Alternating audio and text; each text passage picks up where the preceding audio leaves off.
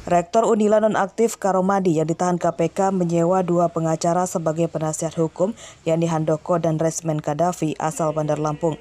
Senin siang, kedua pengacara itu masih mencermati proses hukum yang ditangani KPK. Keduanya sudah menemui kliennya di gedung KPK. Karomani dan 3 tersangka lain kini ditahan di rutan KPK setelah ditetapkan sebagai tersangka dalam operasi tangkap tangan atau OTT kasus dugaan suap beberapa penerimaan mahasiswa baru. Terkait barang bukti uang miliaran rupiah ditemukan dari rumah Karomani dalam mata uang rupiah, dolar, dan euro, itu diklaim merupakan sisa uang perjalanan dinas luar Karomani saat menjabat sebagai Rektor Unila. Yang tentunya nanti kan alat bukti yang mereka kawan-kawan ini dapat nanti akan dikonfirmasi kepada klien kami, kepada Pak Prof. Dan tentunya itu nanti ada di dalam materi pemeriksaan, dalam BAP beliau. Dan saat ini kami tidak dalam kapasitas untuk menyampaikan tanggapan ataupun statement terkait hal itu. KPK menangkap 7 orang termasuk Rektor Unila, Karomadi, pada Jumat 19 Agustus lalu. 4 orang diantaranya ditetapkan sebagai tersangka dalam kasus suap dan gratifikasi penerimaan mahasiswa baru melalui jalur mandiri. Mereka adalah Rektor Unila Karomadi, Wakil Rektor 1 Bidang Akademik Heryadi, Ketua Senat Unila Muhammad Basri, dan pihak swasta Andi Desviandi.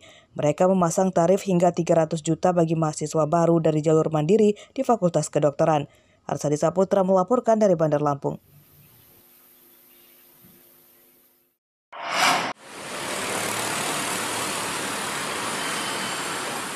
Pemkot Bandar Lampung memiliki utang 150 miliar rupiah kepada rekanan atau kontraktor.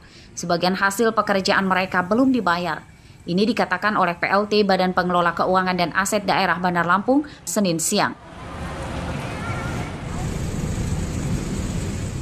Utang terbanyak kepada kontraktor yang mengerjakan proyek infrastruktur di Dinas Pekerjaan Umum dan Dinas Pendidikan.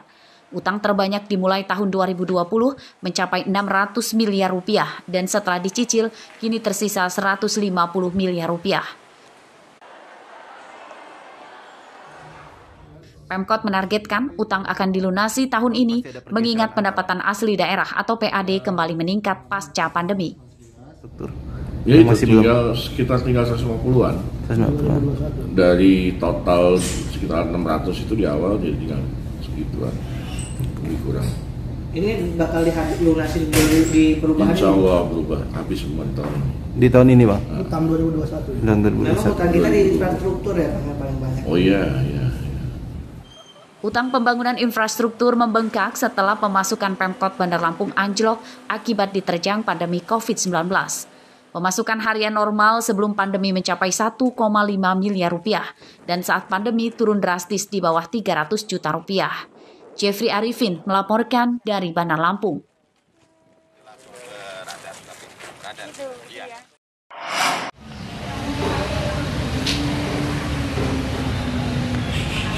Harga telur terus naik seperti terpantau di Pasar Sarinongko, Kabupaten Pringsewu pada Senin siang.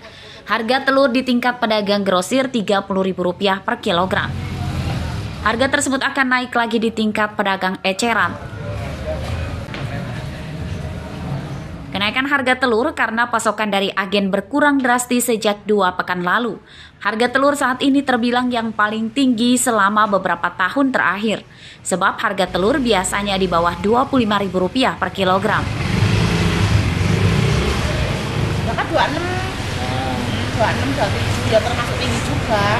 Dulu kan pernah 20 pernah, 21 pernah. Tapi yang paling tinggi ya ini, paling tinggi ini. Ini harga di grosir ini ya, 29 ya. Kalau di warung udah 32-an sekilo. Di warung 32. Di tingkat pedagang eceran, telur dijual Rp32.000 per kilogram. Dampak kenaikan harga telur, omset pedagang ikut menurun sebab banyak warga yang mengurangi pembelian. Bisa 28, 29. 29. Ini berapa hari ini?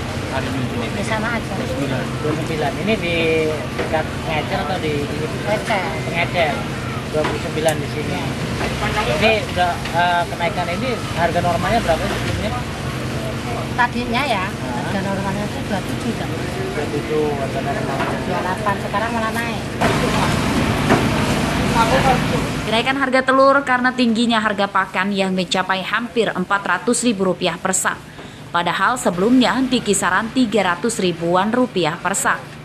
Banyak peternak ayam petelur yang gulung tikar. Dampaknya pasokan telur dari peternak berkurang.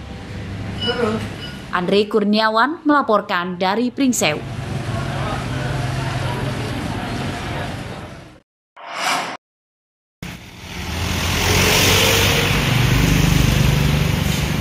Kementerian Perhubungan menaikkan tarif ojek daring untuk menyesuaikan rencana kenaikan harga bahan bakar minyak atau BBM.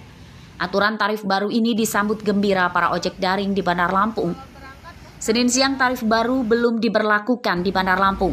Menurut para ojek daring, tarif yang diberlakukan saat ini sudah menguntungkan dengan syarat tidak ada kelangkaan dan kenaikan harga BBM. Jika tarif baru diberlakukan sebelum harga BBM naik, keuntungan mereka akan bertambah. Kalau untuk sekarang kan untuk Bandar Lampung kan masih belum ada kenaikan. Ya mungkin udah ada jadwal tapi ya mungkin masih diundur. Ya mudah-mudahan aja ke depannya bisa dinaikin, bisa merata gitu. Alhamdulillah Bang ya kalau ada dari kenaikan dari Kemenlu, karena memang memacu perekonomian kita juga.